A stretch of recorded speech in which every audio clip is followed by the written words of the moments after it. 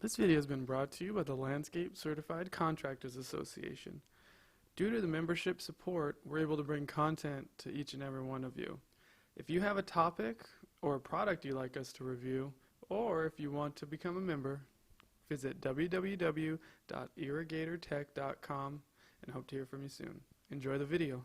We're going to get right into the presentation today. We have some really great presentations, one on the Colorado River, another on what we're doing with the task force in Riverside County Task Force, and the lead the County of Riverside is taken on the new landscape ordinance. But our first speaker today is Mr. Bill Hasencamp. Bill is a manager of the Colorado River Resources for the Metropolitan Water District of Southern California. He develops and manages water supply programs to augment Metropolitan's Colorado River supplies. He's been at Met for 13 years.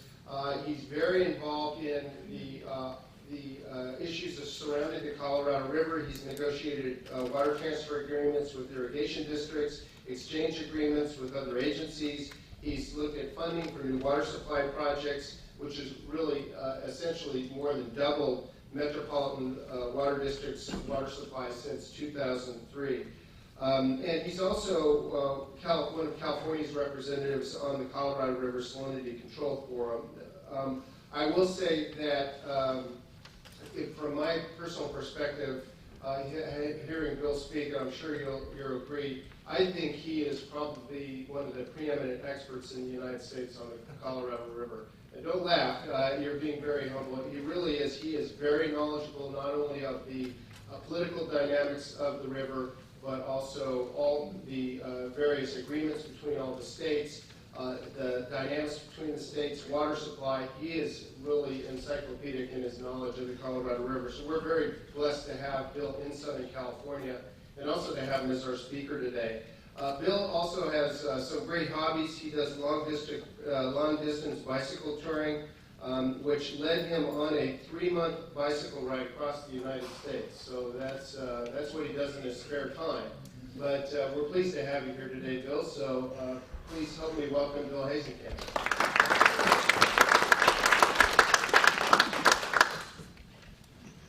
Thanks, Paul. It's always easier when you get an introduction saying the guy doesn't know too much. But I appreciate that. And I have been working at NET for 13 years, but that's the first time I've been asked to give the Pledge of Allegiance. So that's something new, or to lead it rather. It's good to be out in Riverside County. It was a beautiful sunrise this morning over the mountains, over San Gorgonio. Unfortunately, the smoke's still up there. But I understand there's some storms coming, and I think by Tuesday, Wednesday, it's supposed to be some pretty good thunderstorms up in the mountains, so hopefully that will help.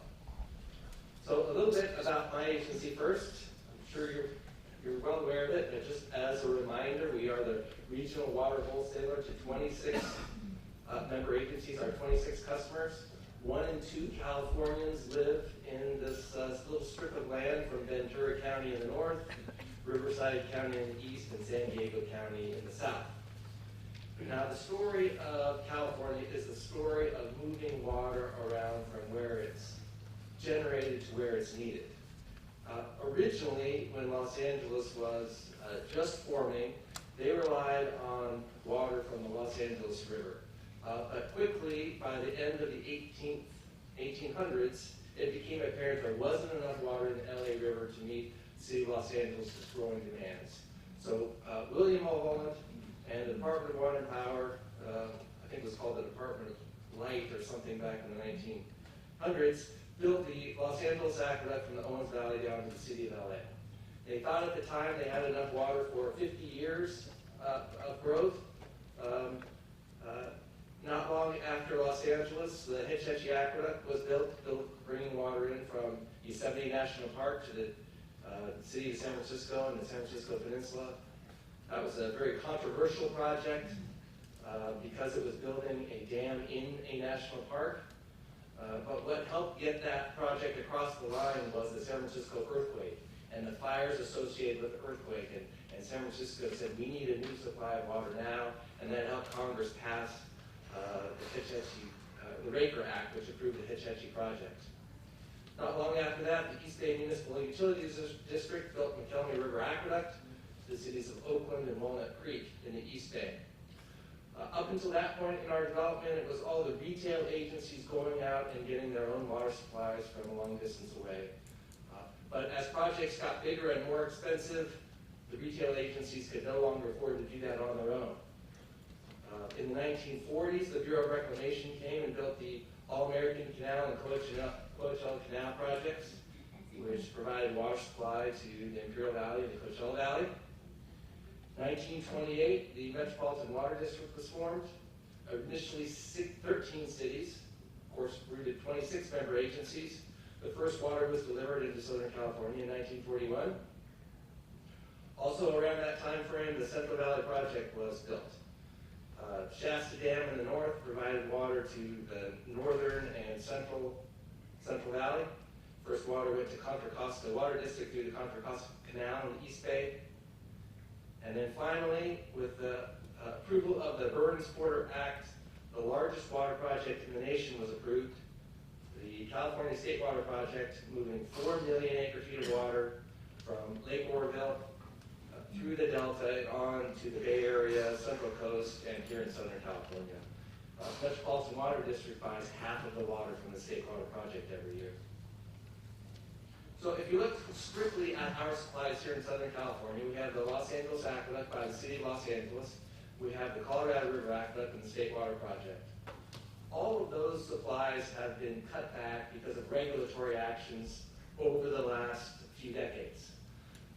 Los Angeles Aqueduct had lost the battle at Mono Lake and had to rewater Mono Lake, also for dust control on Owens Lake and in the Owens Valley.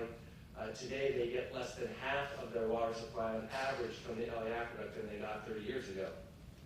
State Water Project, because of the fishery declines and other risks, the average deliveries on the State Water Project today are only about 60% of our contracts, so about 1.2 million acre-feet on average. And the Colorado River has been cut back because of increased demand in other states, and we get about 900,000 acre-feet on average from the Colorado. So we've had to adapt to less water on all of our imported supplies coming into the region. But if you look at this year now, in this current drought, you'll see things shift even more dramatically. This year, in fact, right now, for the first time in its history, the Los Angeles Aqueduct is not flowing. There's so little water in the LA Aqueduct, they built a dam across the aqueduct to keep water in the Owens Valley for environmental purposes, and for 6 months, zero water is flowing through that aqueduct, and maybe 30 or 40,000 total for the year, a tiny trickle through the LA Aqueduct. The California State Water Project, last year, the lowest allocation ever, only 5% of our historical, or of our entitlement, which is 100,000 acre-feet. This year, a little better, 200,000 acre-feet, but still the lowest 2 years by far deliveries from the State Water Project. So it's been the Colorado River Aqueduct that has helped Southern California. We've been able to keep that aqueduct full during this drought for the last 2 years by implementing several programs and other actions. We've also had to adjust to less water in Southern California by increasing our water conservation budget to just under $500 million, including the largest turf removal program in the nation's history. So I'm going to jump forward a couple slides and focus now, not on the Bay Delta, but on the Colorado. So the Colorado River flows through 7 states, starts high up in the Rocky Mountains, through Lake Powell and Lake Mead, the 2 largest reservoirs in the United States, into the country of Mexico, and finally into the Gulf of California. Although it actually never reaches the ocean, the entire flow of the Colorado River is stored and used by the 7 states and the 2 countries. It's the most used, or some say abused, river in the United States. So a journey down the Colorado starts high in the headwaters in Rocky Mountain National Park, an awesome place if you've never been there. Through near Delicate Arch and Arches National Park, flows down into Canyonlands National Park, enters Lake Powell, which has more shoreline than any other reservoir in the United States. And you can see here with its sinuous curves why that's true. It flows by Rainbow Bridge National Monument. Rainbow Bridge, by the way, is the reason why Lake Powell was the size that it is. Originally, they wanted to make Lake Powell larger, but they didn't want to flood the Rainbow Bridge, so they made Lake Powell a little smaller to protect this amazing landmark. The Gooseneck State Park, the San Juan River, one of the larger tributaries to the Colorado River. Finally, it flows through into the Grand Canyon and Havasupai Falls in Grand Canyon National Park. Way down, a long hike to get there, or a boat ride on the Colorado River. And finally, in the Hoover Dam, with the new bridge. If you haven't been out there in the last couple of years, you can park and walk across the bridge and get a great view of Hoover Dam from up there. And water then stays in Lake Mead and is allocated to the states of Arizona, California, and Nevada. If you look at a map that shows the surface area of water from the Colorado River, all of the major metropolitan areas in the 7 states receive water from the Colorado River. Up in Wyoming, Cheyenne receives water from a diversion out of the river. Denver and the Front Range of Colorado receive water that's diverted out of the Colorado River east. Down in New Mexico, Albuquerque and Santa Fe receive water through water projects that come out of the basin. The Central Utah Project diverts water out of the basin into the Salt Lake region. Las Vegas is within the basin, but it receives water out of Lake Mead. And Phoenix and Tucson likewise receive water through the Central Arizona Project. Phoenix and Tucson are in the basin, but they get most of their water from the Colorado River main stem. And of course, here in California, the Imperial and Coachella Valleys, as well as the metropolitan service area. So Colorado River provides a key supply of water for 30 million people. And what's common in every single state is that the agricultural entities have the highest right. They came first, so they have the first rights of water in every state, and to the extent there are cutbacks, it's the urban entities in every single state that is at risk. So the Colorado River was negotiated. It's also one of the most litigated rivers in the American West. And way back in the 1922, the waters of the river were divided up. California was developing first, and we had a demand for water early in the 1900s, and the other states were concerned that through the doctrine of prior apportionment, California would start to use most of the water, and then we would have the right to use it in perpetuity. So the states negotiated a compact that would say, California, you can have a certain amount of water, but we're going to reserve water for us for our future use. And that compact said, divided first half of the water to the upper basin, 7.5 million acre feet, and it's shown here those 4 states got 7.5 million acre feet. The lower basin received 7.5 million acre feet, and the country of Mexico, through a treaty in 1944, received 1.5 million acre feet. The runoff at the time, they believed, was 16.5 million acre feet, so they divided it up accordingly.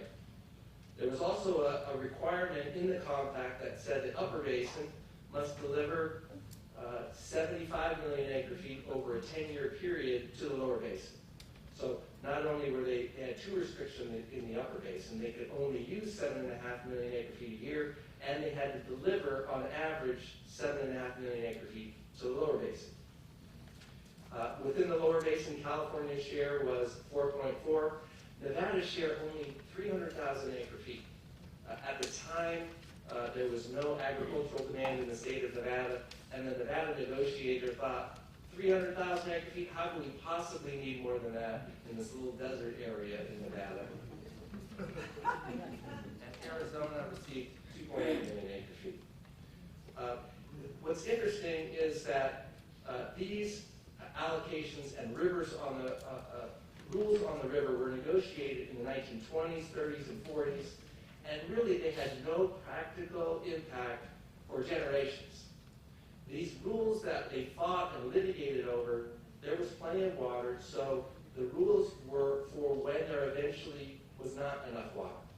And today we're living through the rules that were negotiated 2 or 3 generations ago. And so it's an interesting time to work on the Colorado River. Now, before the year 2000, as I said, there was plenty of water to go around. And if you look at the actual use by state, this is the deliveries in the 1990s, but this was common before the year 2000. None of the other upstream states were using all of their water. In fact, Colorado using less than half of its water. Arizona and Nevada not using all of their water. But California used more than 4.4. We received about 20% more because we had the demand for it. And under the law of the river, California was allowed to use more than its share as long as the other states didn't need it all.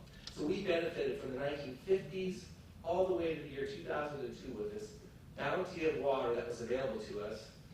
And when I was in college in the 1980s, I remember hearing that eventually California may have to cut back its water from the Colorado River someday, under some conditions maybe, but it was, no one really took it seriously. I think we thought we would get this water forever. Mexico also benefited by getting one extra water every year because the reservoirs were generally full during this time period, and extra water was released into the country of Mexico. But at the year 2000, Nevada and Arizona's population were exploding. Clark County, Nevada, the fastest growing county in the nation for many years in a row. And finally, Nevada and Arizona started using all of their water. And they said, it's time for California to cut back and figure out a plan to reduce your water use. So California, the agencies in California that use water from the Colorado River include, along with Metropolitan, include IID. IID uses more water than any other state. Historically, they've used over 3 million acre-feet of water. Coachella Valley Water District, Palo Verde Irrigation District, and the Yuma Project. And IID's report in 2012 showed what type of crops they grow out in the desert. Extremely hot and dry out there. They get about 2 inches of rain a year out there. And that's, for them, that's 2 inches too much. They don't want any rain. They just want to irrigate from the river completely, and it's much easier for them without any rain. But what they grow out there is alfalfa, wheat, Sudan grass, Bermuda grass. These hay-type crops use a lot of water, much more water than vegetables. Most of the vegetable crops have moved over to Arizona because Arizona's labor laws are more attractive. So it takes more labor to grow vegetables than it does alfalfa. So you tend to have the vegetables in Arizona and the hay in California. Unfortunately, hay uses about a third more water than vegetables, so a lot of high-intense water use crop. And a lot of these hays are sold to other countries. China's a big customer. Recently, the United Arab Emirates became a customer. They like steak, and they look to Imperial Valley and Southern California for a source of food for their cows. But the farmers have the right to grow whatever they want as long as it's beneficial use. So within California, again, an agreement that was several generations ago that had no effect for several generations was called the Seven-Party Agreement in 1931. And under that agreement, because the agricultural entities beat Metropolitan to the river by a few years, they received the highest priority right on the Colorado River. In fact, the first 88% of water from the Colorado River goes to the agricultural priorities, totaling 3.85 million acre-feet. Metropolitan receives 12%, 550,000. But we also, our aqueduct capacity is 1.25 million acre-feet, and that's what we delivered year in, year out. And the way we were able to do that is because California took more than 4.4. California was taking 5.1 because the other states weren't using it, and Metropolitan was the beneficiary. So when California had to cut back, the burden fell on Metropolitan Water District and urban Southern California. We couldn't survive with only 550,000 acre-foot flowing through the aqueduct. So we figured out how we can get more water, and that's to partner with the agricultural entities to reduce their use. But the agricultural entities didn't have priorities. They just had or individual caps. They just had a shared priority of 88% of 3.85. So this is how we used to fill the aqueduct with are basic apportionment and surplus supplies. Surplus supplies were cheap, and they were reliable every year, so it was a very inexpensive way to get water to Southern California. But that came to an end, so the first thing we needed to do is quantify the agricultural budgets for IID and Coachella so we could have a benchmark to do transfers. So the quantification settlement agreement was approved in 2003, and it quantified, capped IID's right at 3.1, Coachella's at 330,000 acre-feet. PDID and the Yuma project never signed the QSA, but they were already completely built out, so their use was already, in a sense, capped by their amount of acres in production. So they didn't sign it, and they didn't need to sign it. So this QSA then was signed and allowed Metropolitan and San Diego County Water Authority, which got into the mix in 2003, to start developing projects to reduce agricultural use. One of the first, and it was called the 4.4 plan, allowing California to live within its 4.4 million acre-foot apportionment. First part of that plan included funding agricultural conservation measures with the Imperial Irrigation District, putting in things like sprinklers lining canals so that IID could grow the same amount of crops with less water. Now, there's two parts of this particular conservation program. Metropolitan began phase one of the program back in 1988 when IID was under pressure by the state of California to reduce its use. So IID entered into an agreement with MWD, a cost-based agreement where we pay for the conservation measures and we get the water supply, about 100,000 acre-feet a year. The cost of this, because it's a cost-based program, costs us about $120 an acre-foot on average for us to fund the conservation measures and get the water. Well, in 2003, when the QSA was signed, San Diego County Water Authority wanted to do the next phase of the program. They wanted an independent water supply, so they negotiated a second phase of that deal, which currently is also 100,000 acre-feet. But now, it wasn't a cost-based program. Now it's a negotiation between, okay, IID says, you want the water? Well, it's going to cost you. So they ended up, even though the water stayed the exact same way, same conservation measures, transferred to Southern California the same way, San Diego's costs are $624 an acre-foot this year. So MWD about 120, San Diego 624. So that's an example of where timing is everything. Getting there early with the program is much better than coming in later. Another program was to line the All-American and Coachella canals. These canals that provided water to the Imperial Valley and the Coachella Valley, they were unlined ever since they were built, lost about 100,000 acre-feet a year.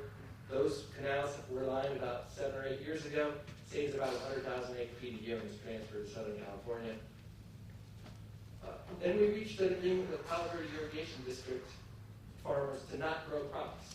On a voluntary basis, we pay them more to go on vacation than they would make by growing alfalfa. Actually, they can't go on vacation because we only pay them for up to a third of their land. So they still have to farm, but based on our call, we either fallow a minimum of 10% or a maximum of 35% of their land. It depends on our own needs here in Southern California, and the water supply comes to us. My friend Ed Smith was the general manager of Palo Verde Irrigation District at the time, and Palo Verde has the highest priority right on the Colorado River. The number one right in all 7 states, the highest right is PDID. And what he said when he entered into these negotiations is, he says, we have one goal, and that's not to screw up what our forefathers gave us. Don't screw up, don't blow it, don't give away your water rights. So this was not a sale of water rights. It was a limited 35-year deal where farmers would be paid to not grow crops on a rotating basis. But they retain all the water rights, and they retain what their forefathers gave them. This program works well because in years when we need more water, we can get more. But other years, we can turn it back. And you can see since the program was signed, we've ramped it up to as high as over 160,000 acre feet in 09, in 2010, to a low of 31,000 in 12-13. So we ramp it up and down based on our own needs for water here in Southern California. Another component of that deal was to deal with the community, because if you're paying farmers to go on vacation instead of grow crops, then the local business might suffer because they don't sell as much seed, and people who work on the fields don't have as much jobs. So there was concern of getting the community to support a program where you might fallow as much as a third of the land. So we entered into an agreement with the community.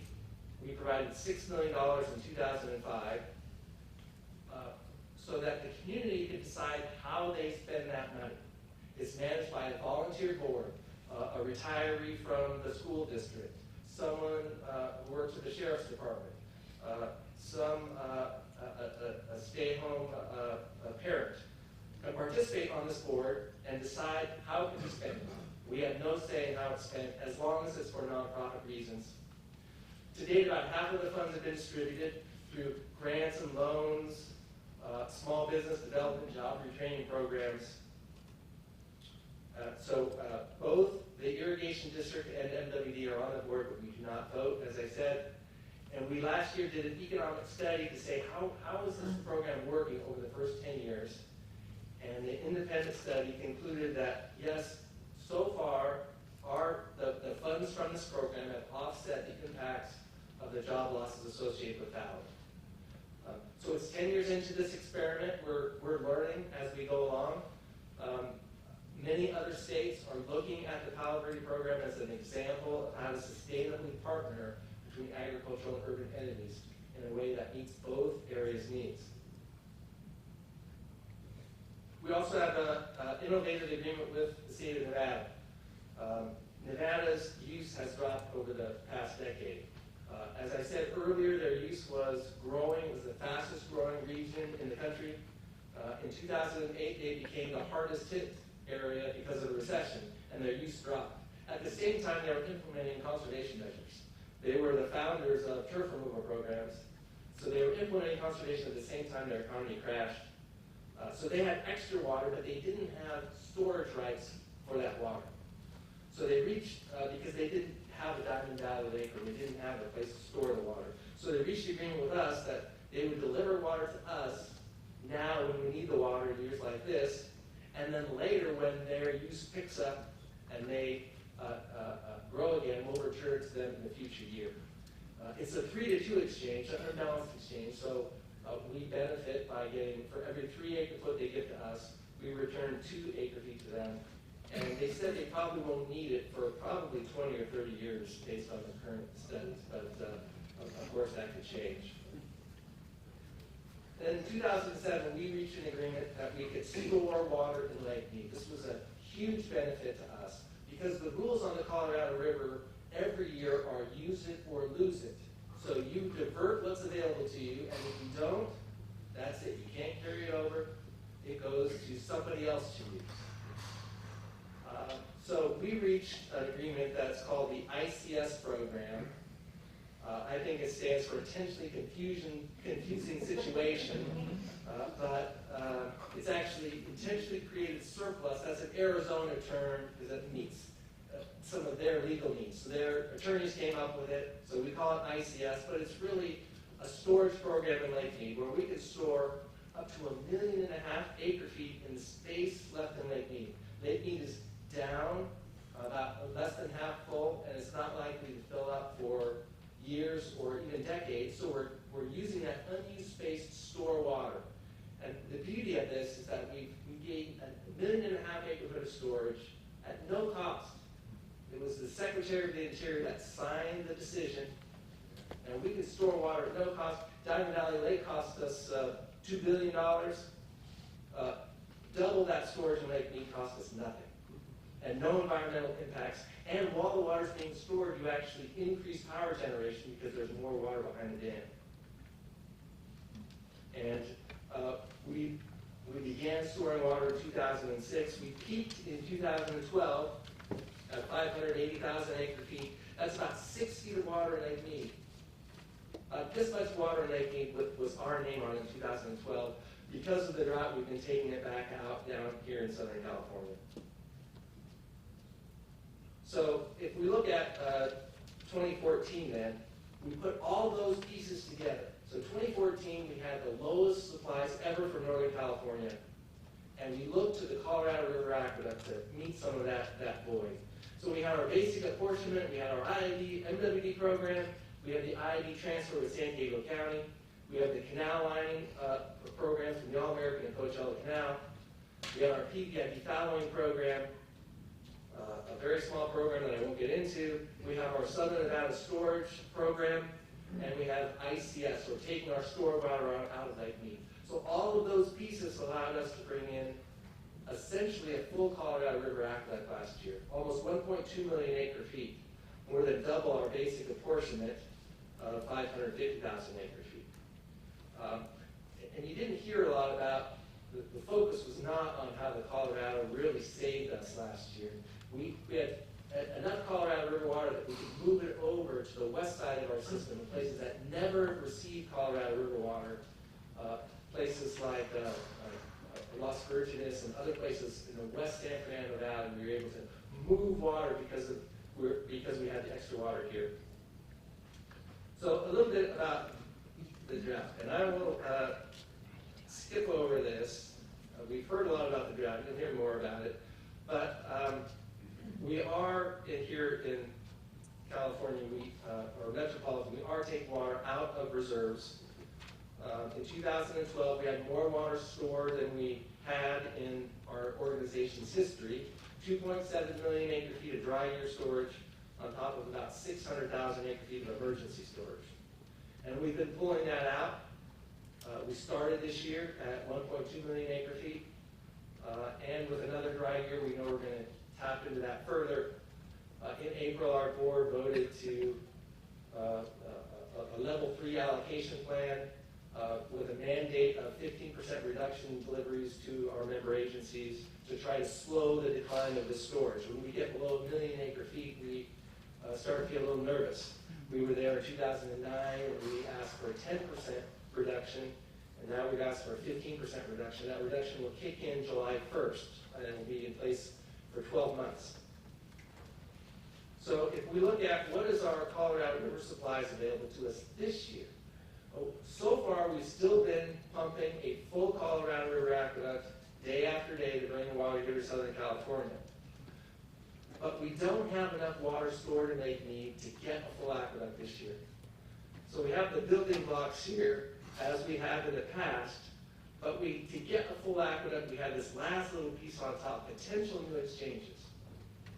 So the operators are pumping the water from the Colorado River on a pace to pump about 1.2 million acre feet, and they're telling me to go out and get water supplies so that we don't go dry. So get this extra 200,000 on top before we have to turn the pumps off, which is sometime in the fall.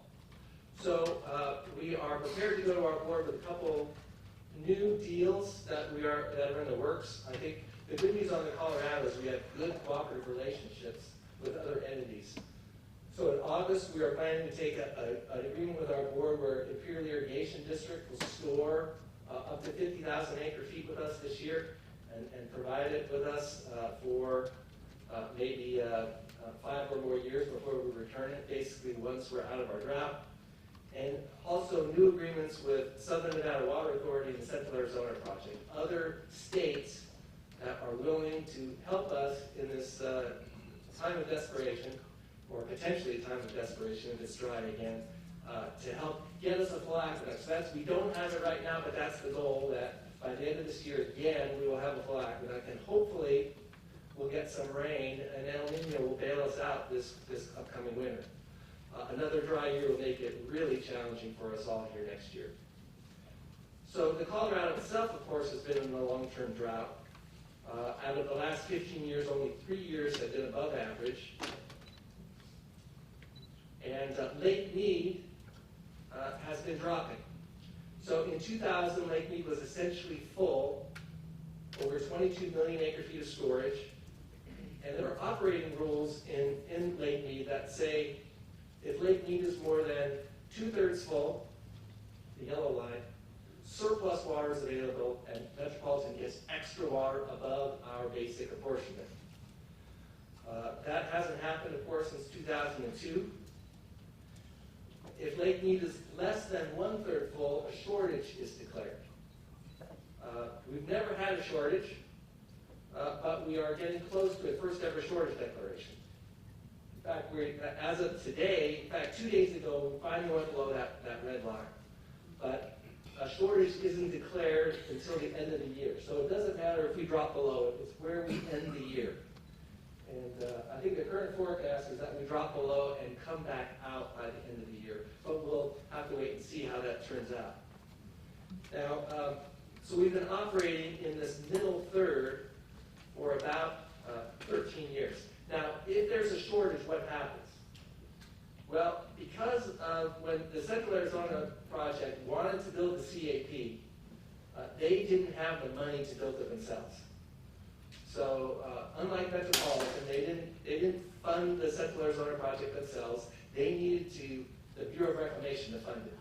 So they needed the support of Congress to approve the Central Arizona project. And so California had a say in whether that could be funded. And at first we said, no, we're not going to let you fund the Central Arizona project, because if you build that, that means there's going to be less water for us. So a negotiation was reached that allowed this CAP to go forward and be built. But if and when there's ever a shortage, the first shortage will be taken on by Arizona.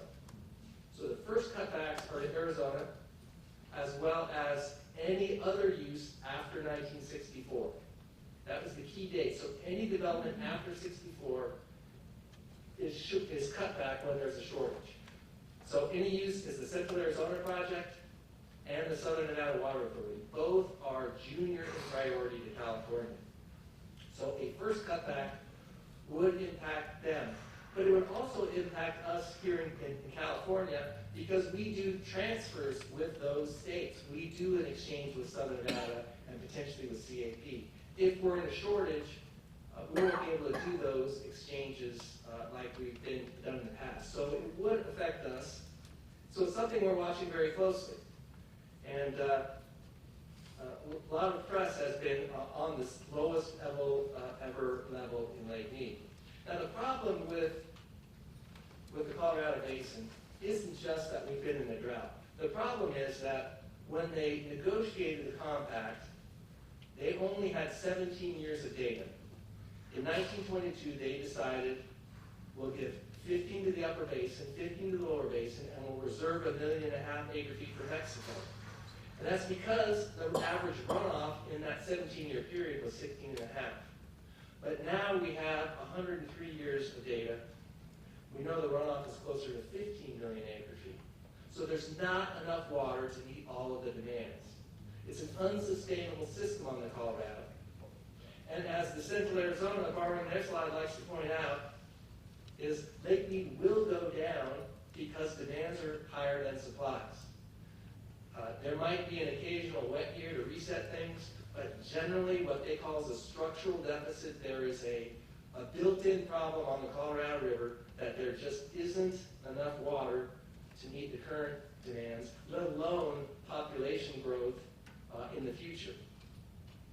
This is a hard graph to read, but the Bureau of Reclamation just came out with this graph last week, and this is an update of the probability of shortage going forward. And the red line there is the probability of shortage, and it shows that by 2018, just 3 years from now, the probability of shortage in the lower basin is 65%, and it levels off, meaning 2 out of every 3 years there's likely to be a shortage on the Colorado River. It's not a drought condition, it's a permanent way of life. That's normally, there will be shortages on the river. Something that we haven't had yet, but it's going to be the reality in the future. Another concern is, Todd reads this, Nevada's principal concern, not being able to access water. Nevada gets their water out of Lake Mead. They're building a new intake to go down to 1,000 feet, which is pretty low in the reservoir, 17% of capacity. But right now, the reservoir's down at 1075 feet, 37% of capacity. Because it's a V, it drops faster as it gets lower. So even though we're 75 feet above that key point for southern Nevada, it can drop pretty quickly down 75 feet to go from 37% to 17%, and Nevada could be at risk of not getting any water from the river. They're looking at options to build their intake lower than 1,000 feet, but as of now, they could be high and dry in as little as 5 years. So, what is a sustainable future right now on the river?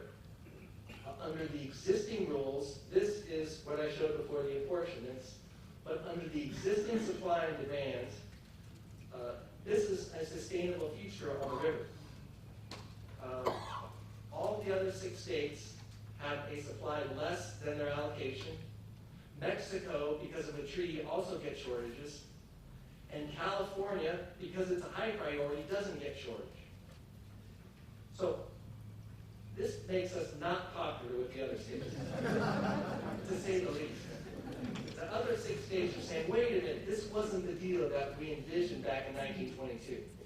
We didn't say that California should somehow be higher than all of us. The upper basin, part of their problem is they have a delivery requirement to the lower basin of 75 million feet over 10 years. So they have to deliver water, but if there's not as much water coming in, the upper basin is at risk because they get less water coming in than they thought, but they still have to deliver the full amount going down. So they're cut back, and the lower basin, because there's not enough water coming in, Arizona and Nevada are cut back. So the states are working together to try to figure out a way to how can we resolve this amicably without the other states. In fact, the other 6 states had a meeting in Denver last week to strategize against California. We tried to discourage that, but we can't tell who people can meet with whoever they want. So Reclamation came out with a supply and demand study in December of 2012 that looked at the long-term imbalance and showed that in the future there will be some significant imbalances. But the key here is that the states are working together. Are there augmentation options? Now, this is a schematic here in the background of a plan to bring water from the Columbia River down to the Colorado River way back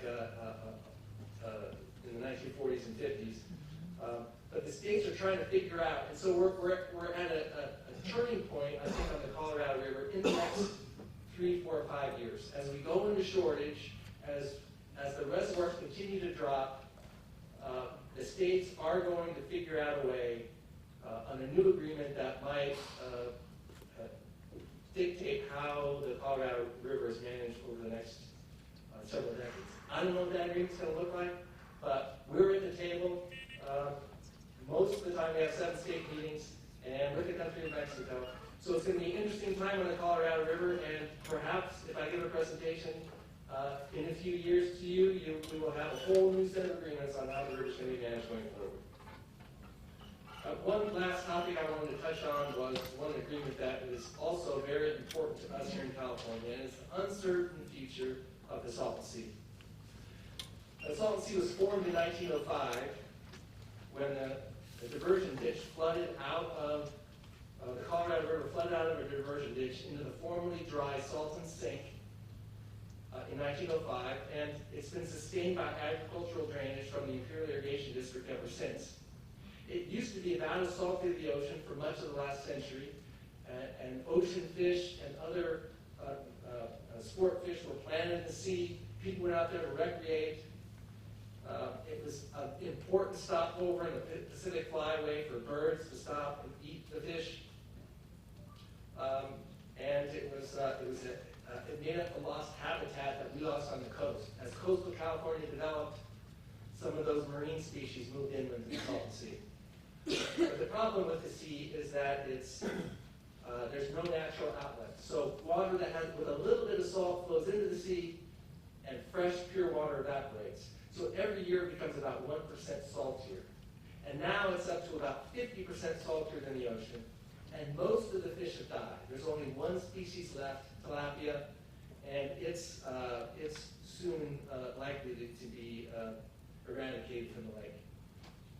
Now, when the transfer of water from Imperial County to San Diego County was negotiated, it was recognized that by transferring water, you would hasten the decline of the sea.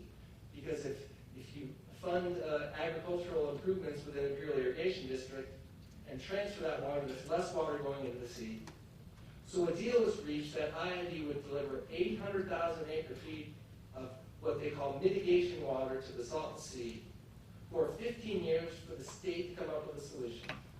So every year IID puts fresh Colorado River water into the sea so that there's no impact from transferring water to San Diego. Now there still is the natural 1% increase every year, but it's not increasing any faster because of the transfer. And the state of California in 2003 stepped up and said, we're going to solve the problem. We will restore the Salton Sea. We will pay for it, and just give us 15 years to do that. And a view of the Salton Sea that's not so pretty. So this 15-year period is nearing the end, and no significant action has been taken to save the sea. The state has, after they signed that agreement in 2003, has taken a step back. They did do an environmental impact report that had a preferred alternative that cost $9 billion to implement and $100 million annual O&M to operate it. And it was almost like Disneyland out there. They got all of the input from the local people, half of the lakes in Riverside County and half the lakes in Imperial County. So they wanted to make sure that both counties got equal benefit from this solution, and that they kept the shoreline so that the people that lived on the shore. So it involved building a dike around, so you have the existing shoreline, you have some dry areas in the middle, and habitat, and all of these things that was not realistic. No one had $9 billion to spend. And so the state didn't touch that until that EIR came out. So last year, IID was frustrated and said, we're concerned the state's not doing anything. If this sea shrinks up, dust is our biggest concern. It's already dusty in the Imperial Valley. People are having asthma and other issues. We're not going to stand for the lake drying up or at least shrinking and being exposed to more dust. So IID, frustrated, went to the State Water Resources Control Board last year and said, State Board, we want you to condition the continued transfer to San Diego after 2017 contingent on the state of California developing a restoration plan. Basically, they threatened to say, we want you to say, if the state's not going to do anything, we don't have to transfer water after 2017. So the state board heard all of those petitions. They listened to all the comments. San Diego, Coachella, Metropolitan all testified saying, we don't think that's the right approach, but we do want the state of California to take a stronger role in stepping up. And I think the state did hear all of the voices. I mean, how could they not? There were busloads of school children bused to Sacramento from the Imperial Valley talking about how their brother couldn't breathe during soccer games because of the dust. So the state is finally getting the message that we're only 3 years away from a potential catastrophe out in the Salton Sea, and they need to do something, even though they don't really want to. So there was actually a hearing yesterday, a little Hoover Commission, and I testified at that yesterday.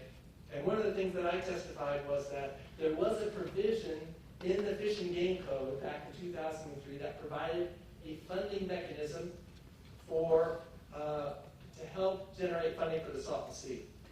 And that is that if the Department of Water Resources determined, consistent with its mitigation and restoration plan, that instead of delivering water to the Salton Sea, like they were planning on doing, and there's still 400,000 acre-foot left to be delivered in the next 3 years, they would sell that water to the Department of Water Resources, who in turn would sell it to Metropolitan, with the proceeds benefiting the Salton Sea. That was the deal reached in 2003 that both IID and Metropolitan signed. So far, the state has done nothing on it. They didn't want to touch it. But we're saying, state, you're looking for money. Here's a way that you could get $125 million quickly, and IAD doesn't have to do anything differently, other than instead of delivering water to the sea, they sell it to DWR, who sells it to us, provides drought relief here in Southern California, and provides money instantly that could be used to help offset some of the impacts of the sea going down. Now, the drawback, of course, is that the sea will go down a little sooner than it otherwise would have, but at least you'll have money in place to deal with it, as opposed to waiting in 2017 without any money. So we urge the state to consider this action and when it's in its deliberations. But I'm not optimistic that the state will do anything. I think we'll see. But the state really is going slowly and methodically on this issue. So with that, thank you for your time this morning. But those are the two things to watch for in the Colorado River. One is, what are we going to do with this drought and making it keep going down? And two, how are we going to deal with salt and sea so we can continue to have the ag-to-urban transfers that have been so important in this drought? So thanks for your time this morning. We probably have time for a couple quick questions. Does anybody have a question for Bill? Yeah, we'll start with you first. Good morning. My name is Ruthie Goldhorn, and it's my privilege to serve on the EMWD Directors Advisory Committee since its incarnation in 1992, and have watched as development has waxed and waned and water has waxed and waned, and I think that MWD, even though there may be a perspective that there was a lot of negativity in this presentation, it absolutely positively highlights the responsibility of MWD and the member agencies. My question is, in the future development and the member agencies of MWD, I'm not sure, after all these years of serving on the committee, I probably should know this, the jurisdictional authority of protecting water supplies in development within the community served by the member agencies appears to be lacking in certain areas, requiring irrigation in commercial and residential development to be tertiary water, to use 21st century technology to recycle the water that goes into the laundries, commercial laundries included. Are there programs and policies in place that I don't know about or I'm not supposed to know about? Thank you. So I'm trying to understand the question that you're asking. You're asking are there programs and policies placing for using recycled water in new development?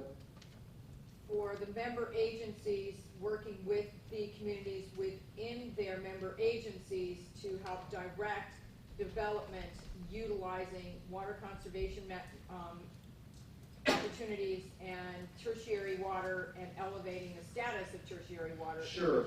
Yeah, and I don't think that's a question.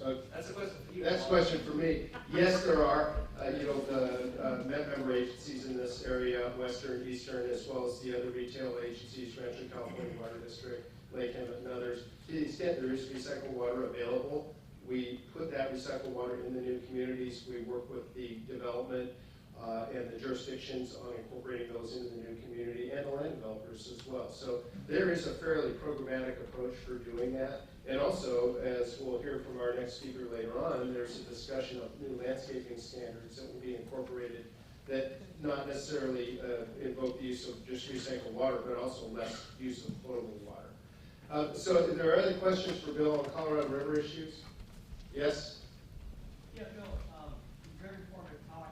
Do you have a conservation transfer program going with smaller basin states similar to the IID program? And if so, is there a way to get some of that information? Yeah, so the question was, do we have transfer programs with other states, and particularly the upper basin? At this time, we do not. The current regulations do not allow for that. Each state is very protective because the urban entities in each state are relying on ag use within their state to meet their own future demands. So at this point, states are protective about doing interstate transfers. But I think that will be an outcome in the future that eventually we will have to go there as we become one system that we manage waters together. One more question for Bill? Yes, sir. I think you mentioned 88% of water usage goes to agriculture, is that correct? So that means 12% goes straight to urban areas? Yeah, within the state of California, the first 88% is allocated to agricultural use. So we fund conservation so they use less than the 88%. So if we can get them down to 75%, then that extra water then can come to us here in Southern California. Very good. Please give me, help me welcome, or thank Bill again for a really great presentation.